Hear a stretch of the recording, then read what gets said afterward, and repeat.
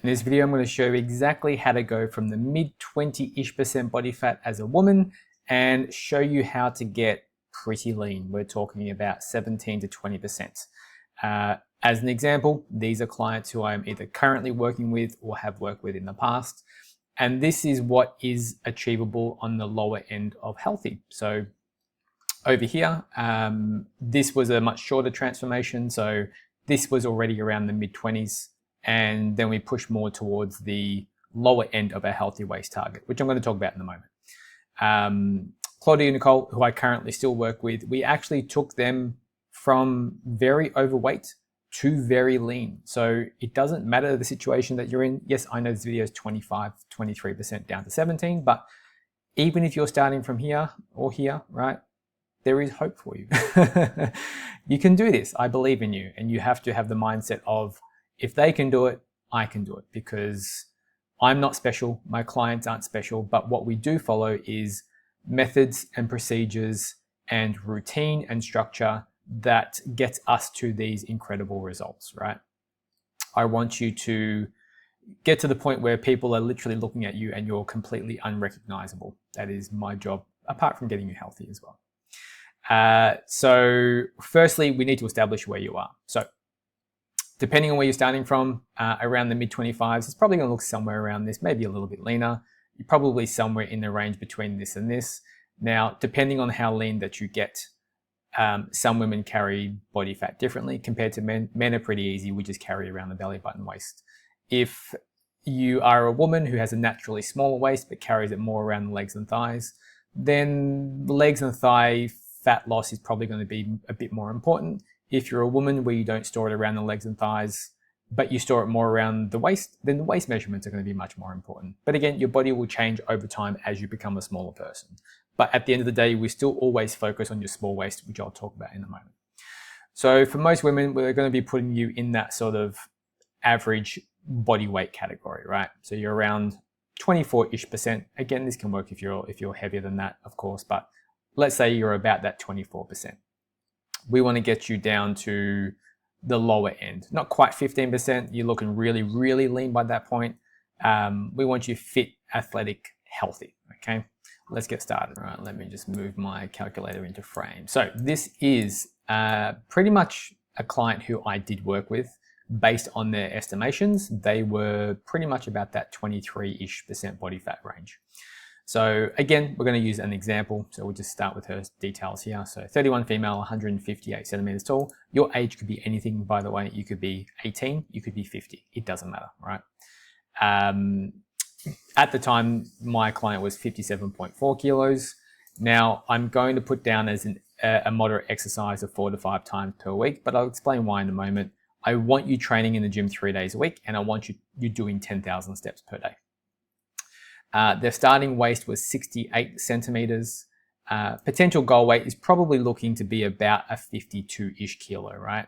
So not that big of a scale drop, but we're much more after the waist drops and visual changes in the waist. We're doing the recommended protein target, and this is going to be based on the goal weight. So this person's protein target is going to be a recommended 94. You could potentially go a tiny bit lower than this. The science and evidence shows that you can go a bit lower, but I like the recommended target. So we're going to base it on 1.8 grams per kilogram of your target body weight, right?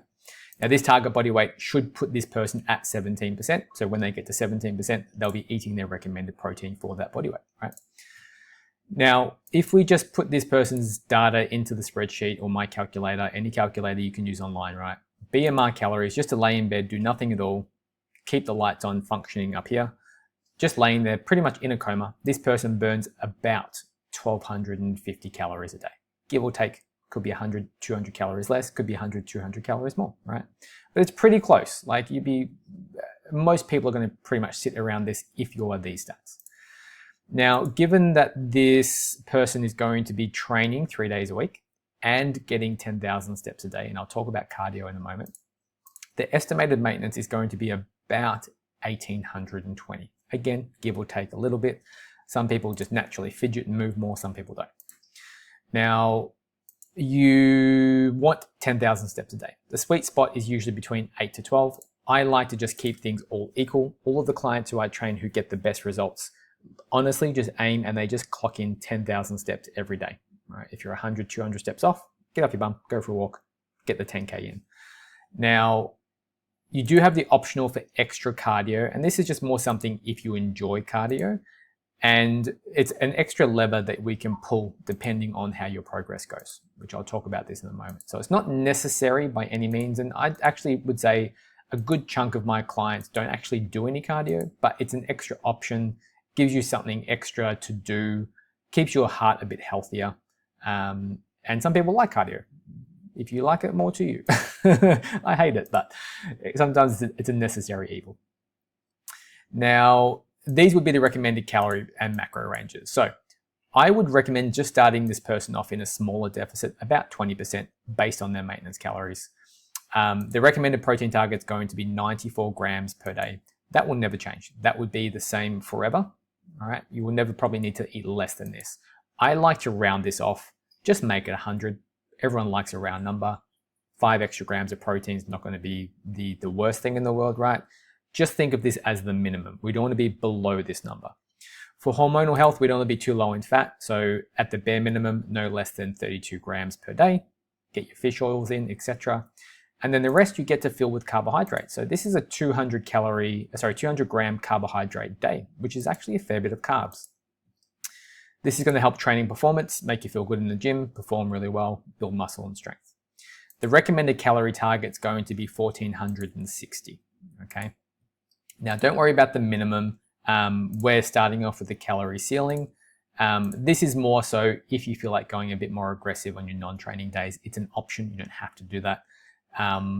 If you're taking this as more of a sustainable approach, you would start off on the slightly higher calories and see how your body responds. To kind of eat the most food available and see if you can get results doing that. If you don't, calories have to come down. That's just how it is. Now, based on this person's details, their lowest waist recommendation is going to be 60.3. So this number here is pretty much going to put them basically at 17% body fat, right? So we have a very predictable way to estimate what your waist should be. And for women, this is your small waist, just above the hips, just below the ribs, not your belly button waist, to get you to a healthy waist target, right? Now, this is just the basic setup, all right? So pretty much what we're going to do is you're going to run this. With the training program, let me bring that up. This is what I would program for someone who's after, quote unquote, a bikini body shape, all right? So more emphasis on glutes, shoulders, and back, a little bit less on the chest, okay? No, I've never had any woman come to me and say, Shannon, I want the juiciest pecs and arms possible. That's a guy's problem. So emphasis on glutes, legs, bum, shoulders, upper back, nice and toned, quote unquote look, right? This is a 3-day per week program. So basically what this means is it's an A-B rotation. You train 3 days a week and you rotate between session A and B. So you have Monday, Wednesday, Friday as a typical session. You do session A, session B, session A. Then the following week you do B, A, B, and you alternate between these 2 sessions. We have some varying rep ranges. We have some varying sets. Everything in session A has to be done in a single session. You need to complete everything. Everything in session B needs to be done in a single session. We always prioritize the muscle groups that we want to grow and or give the most attention to first in the program, and things that we don't need as much as, or I suppose are least injurious. So think of like a barbell squat versus a bicep curl. We put those smaller muscle groups towards the end of a program. So the way the program has been designed is usually in alternating fashion. If you have the ability to, that's my preferred method. You don't have to do it exactly like that, but if you can, even better. So your first exercise would be a hip thrust, right? Barbell, Smith machine, whatever hip thrust you have available would be your hip thrust option. You can always swap these for like, right? So if you can't do a neutral pull down, you could do a close grip pull down. If you can't do a close grip pull down, you can do a single arm rotational pull down, right? As long as the arm's moving this direction. It's really a wash in the big picture. We have a rep range. So you want to pick a weight that allows you to manage somewhere between 6 to 8 repetitions. I'm going to talk about targets in a moment. Most of these are going to be pretty much 3 sets across the board, which means it's going to get you very much close to 9 sets per body part per week. And then some of these will be 4 sets because they don't get repeated on the second session. So for example, with your push-ups, oops, sorry, I lied. That's actually meant to be 4, not 3. This is meant to be 4 because there is no direct chest work on session A. But you'll be still getting very close to 8 sets per week of chest over roughly a 10-day period, right? 7 to 10 days. So the main idea of any weight training program is you want to progressively overload over time. So basically the way I like to do this and how I instruct my clients to do it and how I still do it myself is pick a weight that allows you to get somewhere between 6 to 8 repetitions. So let's say barbell hip thrust, let's say you're doing 50 kilos, Australian brain, right? It could be 100 pounds, whatever it is. And then you're going to write down the reps you get for each set. So let's say you got 8, then you got 6, and then you got 5. Perfect. The progression model I like to follow is a double progression. So basically we're aiming for either weight and or reps. Now, generally, the goal is whatever your target is for your high number here. So for example, if this is 8, and on the first set you got 8, the weight goes up next session. All right, so next time it might be 55 kilos. Let's say that's the minimum increment that you have, right? So 8, let's say this time it's a bit heavier, you only get 7. Let's say you got 5 and then 5. That's a bit of a tougher session, right? Now, because you only got 7 this time and the target was 8, you have 2 things you're trying to achieve next session. And it doesn't always happen, but this should always be the intention. You're going to try to aim for 8. If you can get 8, perfect. So 55 times 8. So we keep the weight the same because this session you didn't achieve the 8 on the first set. This session you did. So that means next session, the weight goes up.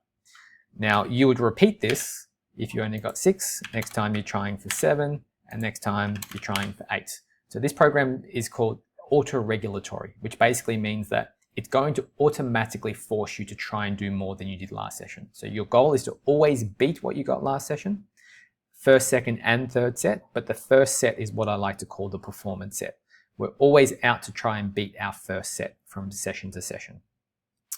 And that is it. You don't need to make it any more complicated or any more simple than this, all right? So this is for every single exercise. As soon as you can get that top range number on the first set, next session, the weight goes up, okay? This is a program you could do for literally months, if not years, unless you attain any injuries. The logistics of your gym is just too busy and you can't do any exercises. Now, my preferred method, if you have the availability to do it, is to alternate between exercises. So what this would typically look like is a hip thrust, have a break, do your pull downs, have a break. Do your hip thrust, have a break, do your pull downs, have a break. So you swap between 2 exercises. If your gym's really busy, you don't have to. You can just work your way from the top down. That would be another example as well. Some of these are kind of optional too, meaning like you could either do a Romanian deadlift or you could do a back extension. They work very similar muscle groups. Some people can't do RDLs without lower back pain, myself included. Some people can't do a chest press because they're just not quite strong enough. Therefore, they can't do push-ups, so therefore they have to do chest press. You may start with push-ups, but you may only start with 5, and that's okay, right? The idea is you're trying to train hard every single exercise you go into the gym with, and you're trying to push yourself, you're trying to challenge yourself. Now, with the caveats, I have put extra ab work at the end here. You don't have to do that if you don't want to, but most people would like to attain some amount of ab definition, at least by the end of a fat loss phase, especially if you're very lean. Optionally, you could also add in some direct arm work if you would like to. But again, I've never really had women say, I want the biggest, juiciest arms possible. That's more of a guy's problem. So that is your training. Now, things that you are going to want to track. So going back to our nutrition, you will want to track your calories diligently. So you have a calorie recommendation, hypothetically, of this person is 1,460. You're going to track your training, you're going to track your calories and your protein. Other macros you can still track as well, but they're far less important compared to protein and calories, all right? You are going to stick to these calories for 2 weeks with militant precision. I don't want any more than a 50 calorie variation, all right? So 1500 at the very highest. I don't recommend that, but 1460, stick to that. And probably no lower than, say, 1400. I really want you in that really tight range. Weigh, track, measure your food with a kitchen scale. Track that for 2 weeks. All right. The things that you're going to need to track outside of that is going to be your measurements. All right. So you'll need to track full body measurements, more specifically your waist measurements. Okay. And then when you're tracking, you're also going to track your weight daily. You'll track your calories, your protein, carbs, fat, fiber, how many steps you're getting per day, if you're doing any additional cardio, and obviously if you have any special occasions coming up. Now, how do you adjust the program? Because this is where most people fail, right? You need to stick to the program meticulously for 2 weeks, minimum, to get a really good gauge of whether or not the program is working. Now, I always put a heavy emphasis on measurements. I would rather a measurement loss every single day of the week than a scale weight loss. In fact, I would rather you be heavier and go up in weight, but still have waist drops. When people come to me, they're like, Shannon, help me lose weight. I don't know what to do. I just need a plan. I need the support. I want to lose 10 kilos, 15 kilos, 10 pounds, 20 pounds, whatever it is, right? What they're really saying, or what you're really saying to me is, Shannon, I want to be a smaller, leaner person. I want to be visibly leaner. I want abs on the beach. I just want to get to healthy. I want to get back into my size 6 jeans or 8 jeans, or, you know, I've got a special occasion coming up and I want to look my best for it. In that case, all I care about is measurements. Measurements are by far the most important thing. If your weight does not go down, but your measurements go down, keep doing what you're doing. Do not change anything. Now, with the caveat, if for any reason your measurements didn't go down, but your weight did, and you hit a new low weight, and I'll talk about rates of weight loss in a second, keep doing what you're doing, because that's still another indication that you're still heading in the right direction, and more likely than not, you're about to get a waist drop. Okay. Now, what should you be aiming for in terms of a healthy rate of weight loss? Your weight generally should be dropping at about 0.5 to 1% of your body weight per week. So hypothetically, if you're 100 kilos, very comfortably, you can lose about a half a kilo to a kilo per week. Now, alternatively, if you're starting off at 60 kilos, you should only be losing about 300 to a maximum of 600 grams per week, because how fast you lose weight is going to be relative to your current body weight. So just because Susan at work has just started her diet and she's 120 kilos and she's losing 2 kilos per week, it doesn't mean you should be doing that, okay? It's always relative to you. So this is why an individualized plan is important. So 0.5 to 1% of your body weight per week, and or about a half a centimeter to a centimeter off your waist per week. And this does depend on where you carry body fat, okay? Some women store it more about their hips and thighs. Some women store it more about their waist. Sometimes women have larger chests and their chests come down really fast. Some women have smaller chests and it doesn't make that much of an impact on their chest, right? It just depends on where you store body fat as individuals. That's how you should be aiming for it. Now, if you are not getting the results you should expect, if it's been at least 2 weeks, your calories have been militant accurate, you've been doing your training program, and obviously your strength wants to be going up over time. If there is no change in your measurements and there is no change in your weight, calories have to come down, activity has to go up, all right? The general recommendation I would start with, I prefer pulling one lever at a time. And if you're doing this diligently, you're like, Shannon, I'm set, I'm going to be locking in for the next 2 to 4 months of this program, my first preference would be, we're going to drop 100 calories, all right? If you drop 100 calories and that works, great, rinse and repeat. Keep going until you no longer make any progress for 2 weeks in a row. If you are the kind of person, well, you say to yourself, well, I like the amount of food that I'm eating, it's sustainable, it's comfortable, and I would rather do more activity, you can add 2,000 steps a day to your plan. So go from 10,000 to 12,000 and then reassess and see if that makes a difference. If you are currently doing cardio and or you would like to add in cardio, but keep steps and keep calories the same. If you're currently doing cardio, I would add an extra 10 minutes to each cardio session. So if you're doing cardio, a really simple way to do this is just do an extra 10 minutes after your training program. So you do your weight training session, jump on the Stairmaster, when you're doing cardio, my general rule of thumb is, if clients want to do it, is 10 minutes, starting off 10 minutes after your weight training session, keeping your heart rate at about 120 to 130 beats per minute. So you can average like 130 if you wanted to. Now, once you've done that, you can increase your cardio. You can either decrease calories, increase steps, or increase cardio, but you can't do all three at once, okay? You pick one, and then you reassess at the end of the week. Did this change make me move in the right direction? Yes, ride that wave.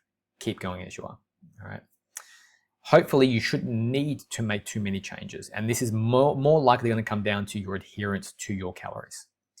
Now, you keep repeating this process week in, week out. You need to assess your progress every week. You need to take your measurements every week. You need to take your photos every week, front, back, and side photos, just like you saw my clients.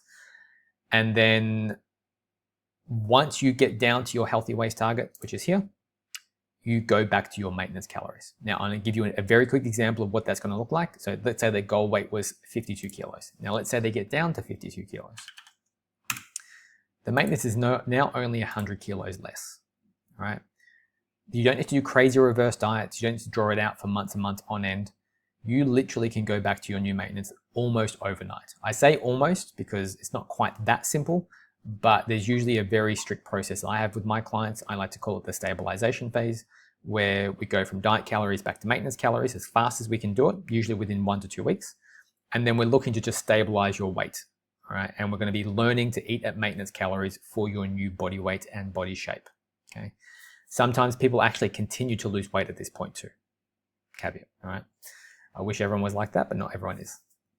So get back to your maintenance. That is it. That is the rest of your life. You just need to live at this body weight for as long as you can.